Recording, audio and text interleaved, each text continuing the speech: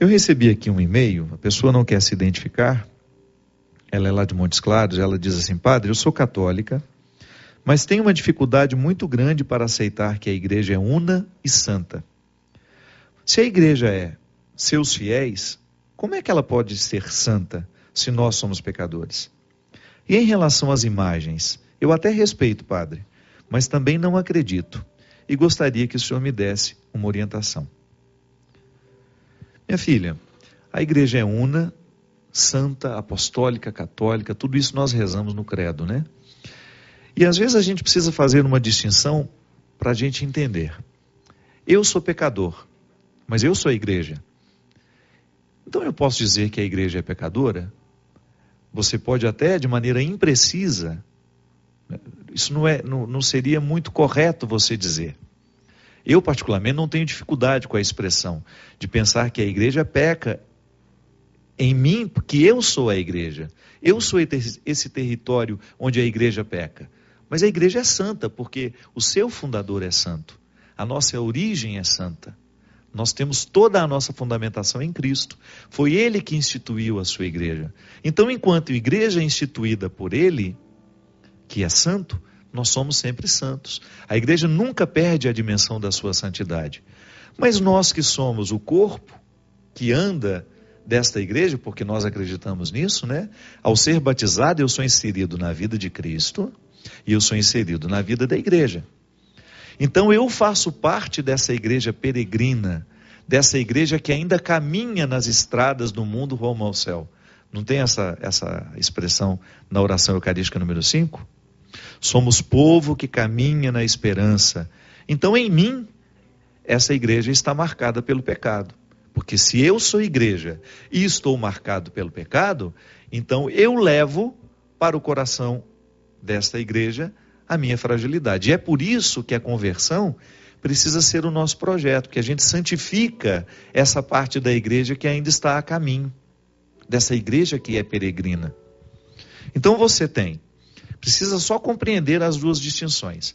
A igreja é santa, una, católica, apostólica, romana, como nos diz o credo. E quando você pensa que você é corpo da igreja, que você não pode se pensar fora dessa responsabilidade de ser igreja, e já que o pecado está em você, então você identifica essa parte da igreja que peca, que somos nós. Por isso que nós precisamos de conversão, por isso que existem os sacramentos para santificar aquilo que não é santo ainda. Não é verdade? O sacramento que nós realizamos, a confissão, a Eucaristia, de maneira especial, até mesmo o batismo, quando apaga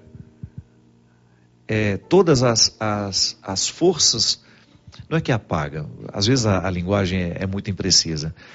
O pecado original que nós trazemos, essa herança que nós trazemos de Adão, é apagada ali no momento da pia batismal. Aí você poderia dizer: padre, mas como é que é apagado se depois eu continuo vulnerável ao pecado? É aí que está a questão. Nós somos definitivamente lavados pelo sangue do Cordeiro. A salvação já nos foi oferecida. Mas depois eu terei de fazer essa semente do meu batismo frutificar ao longo da minha vida. É por isso que eu preciso ser cultivado. Por isso que eu tenho padrinhos, por isso que eu tenho pai e mãe, para me ajudar a fazer essa vida cristã vir à tona, porque eu recebi uma semente. A semente do batismo está em mim. Então a santidade me foi oferecida. É aquilo que a igreja chama de já e ainda não. Tudo já me foi oferecido. A salvação já me foi oferecida, a santidade já me foi oferecida, mas por ser eu um homem marcado pelo limite, como dizia São Paulo, eu tenho ainda o espinho na carne, que me lembra a minha condição adâmica, eu vou viver então o meu processo de cura de tudo isso, como eu dizia no início do programa. O sacramento nos cura dessas imperfeições todas. O sacramento vai aos poucos nos restituindo, nos aproximando cada vez mais dessa santidade que já nos foi oferecida, mas que ainda não alcançamos totalmente. Então a igreja é santa, será sempre santa, porque o Cristo é santo. É o nosso fundador, a nossa origem é nele. Mas nós que caminhamos na estrada do mundo, nas estradas do mundo, nós levamos o pecado ainda conosco. Nós ainda erramos. Então, quando você tem um padre, por exemplo, que peca, a igreja está pecando nele. Essa igreja humana, essa igreja que somos nós, o corpo, né? Eu sou parte deste corpo místico. Quando um bispo erra, claro, ele está errando como homem, ele está errando como bispo, ele está errando como membro da igreja.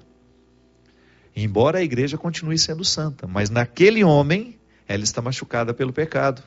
Em mim a igreja está machucada pelo pecado. Em você a igreja está machucada pelo pecado. E é aí que nós vamos vivendo essa ação do Espírito a nos conduzir cada vez mais para que essa santidade, que é a vocação da igreja que nos foi oferecida, que é o nosso destino, eu preciso caminhar na direção dessa santidade. E então nós entendemos essa expressão, que às vezes pode gerar equívocos. A igreja é santa, mas eu sou pecador. E por estar nessa igreja, eu acabo ferindo a igreja com o meu pecado. A santidade da igreja. Eu firo a santidade da igreja com o meu pecado. E é por isso que nós precisamos caminhar sempre na conversão. Quando você fala de que você tem dificuldade com a imagem, você talvez precise redimensionar o significado da imagem. A imagem é para nós um símbolo de fé.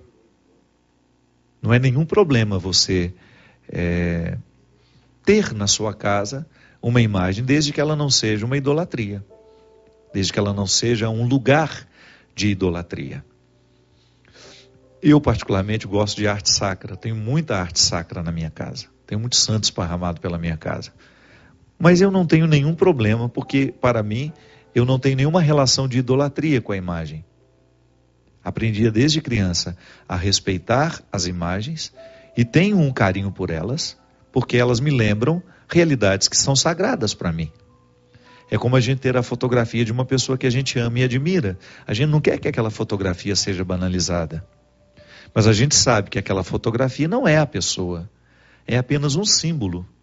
Símbolos, né, no grego quer dizer aquilo que une, aquilo que estabelece uma ponta com a outra realidade. É como se fosse um laço que nos ajudasse a chegar a outra realidade.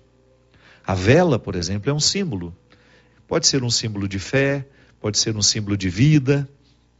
Porque quando eu olho para a vela acesa, eu sou conectado a uma realidade que não é aquela vela acesa, mas que está presente no significado daquilo que eu vejo aceso. A vida nova de Cristo, por exemplo, no símbolo pascal, a ressurreição. O símbolo pascal não é a ressurreição de Cristo. A ressurreição de Cristo é muito mais. A ressurreição de Cristo é imaterial. É uma mística que nos envolve, que me convida a viver a ressurreição nos meus dias. E é também um destino escatológico. Eu acredito na ressurreição da carne. Mas ao olhar para a vela acesa, eu me recordo da presença de Cristo na minha vida. Dessa luz que ilumina os meus caminhos, dessa luz que não me permite ficar perdido. Então há toda uma dimensão simbólica na chama.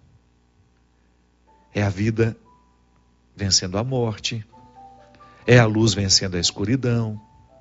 E aí você tem todos os significados que você já conhece, porque você já está conectado a esse símbolo. Uma imagem é simbólica. Ela me conecta a uma realidade que não é material. Nós acreditamos na comunhão dos santos. Nós rezamos com os santos. Nós rezamos nessa comunhão. Você, ao ter uma devoção a Francisco de Assis, você está aproximando o seu coração ao coração de Jesus através do coração de Francisco. Porque você observa as virtudes que Francisco viveu e você quer imitá-lo. Mas não é nenhum problema você imitar Francisco, porque ao imitar Francisco você está imitando Jesus. Porque Francisco não foi santo por ele mesmo. A santidade de Francisco está intimamente ligada à santidade de Jesus. A ação do Espírito na vida de Francisco fez com que aquele coração humano tão marcado pelo pecado se transformasse muito semelhante ao coração de Jesus, sobretudo na pobreza. Olha que interessante. Aqui você volta à questão anterior. Francisco, por ser um homem pecador, entrou na dinâmica da graça e o Espírito o santificou ao longo da sua vida. Da mesma maneira, como a igreja é santificada, essa igreja que está em nós, que é peregrina, que caminha nas estradas do mundo rumo ao céu, essa igreja é santificada à medida em que ela celebra o mistério do Cristo. Porque, gente, se nós já estivéssemos santos, para que nós íamos precisar dos sacramentos? Se o sacramento é a atualização da vida de Cristo na vida da igreja. Então nós estendemos os braços para o céu e pedimos a Deus que essa santidade da igreja, que já está presente na eternidade, seja também derramada sobre nós. E aí nós temos gestos de caridade, gestos de amor que vão apressando essa santidade em nós. Então, ao ter a devoção por Francisco, você está aproximando-se de Jesus a partir dessa virtude que foi experimentada até a radicalidade por Francisco. Mas aí você poderia dizer, e com toda razão, mas se eu já tenho a oportunidade de me aproximar de Jesus, por que eu vou querer me aproximar de Francisco? Aí que está a questão. É que nós, cristãos católicos, nós acreditamos na comunhão dos santos. Nós não acreditamos numa santidade isolada, egoística. Ao viver o meu processo de santificação, eu estou unido a todos aqueles que já conseguiram antes de mim. Então, ainda que eu não invoque Francisco, ainda que eu me aproxime de Jesus só a partir de Jesus, sem nenhuma intermediação, eu estou levando comigo, sem saber, todos aqueles que de alguma maneira já estão com a santidade, né? Já chegaram a esse processo de santidade. E o papel de Nossa Senhora nessa história? É justamente ela, a primeira intercessora. Não existe vida cristã sem a presença de Maria. Como é que nós acreditamos nessa presença dela na história? Quando ela, no Evangelho, nos diz: fazei tudo o que Ele vos disser. Que foi o tema da minha pregação aqui no PHN. Este retorno ao coração de Maria para escutar com ela a palavra de seu Filho Jesus. E aí é muito interessante, gente, porque a igreja se utiliza de toda a força materna para nos ajudar a ter um coração cristão. Você sabe muito bem que às vezes você tinha uma facilidade muito grande de aproximar-se da sua mãe e pedir a ela alguma coisa, e tinha uma dificuldade de aproximar-se do pai. Se Maria é minha intercessora, se ao aproximar-me dela, eu tenho a oportunidade, né, de experimentar essa força curadora de Jesus na minha vida, é um prazer passar por ela também. Então, por isso a igreja reza com ela. A igreja pede que ela nos apresente ao coração de Jesus, pelo amor que Jesus tinha por ela. E Maria é também, para nós, o primeiro modelo de cristão. Porque foi ela que primeiramente experimentou a força daquilo que ela gerava. Ao apresentar ao mundo o seu filho, ela já apresenta o fruto que ela pôde experimentar com ele. E Deus nos privilegiando sempre, né, com essa oportunidade de sermos em comunhão.